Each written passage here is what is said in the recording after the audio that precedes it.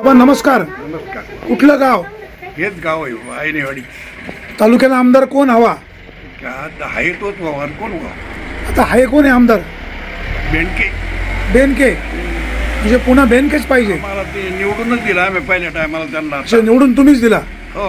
आता परत निवडून द्यायचे. लोक म्हणतात बदलायला पाहिजे. बदलायचे ते बदलतील बुवा.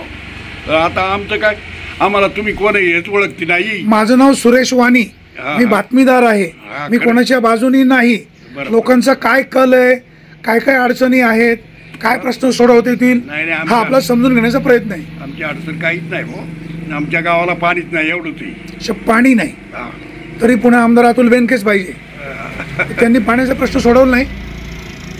नाही करतात म्हणतात, चाललंय त्यांचं ते आंबेगावांक तिकून, बर, पण अजून काही झालं नाही. 2-4 वर्षापासून चाललंय. प्रश्न मार्गी लागेल का? पण आता काय सांगावं त्याचं. सध्या शरद पवारांची पण हवा आहे. हा. आता बेनके साहेब अजित पवारांकडे गेले, काय फटका बसेल का? तर कसं सांगावं आता, आपलं एवढं फिरणंच नाही होत. तरी बेनकेंच्या मागच. हा.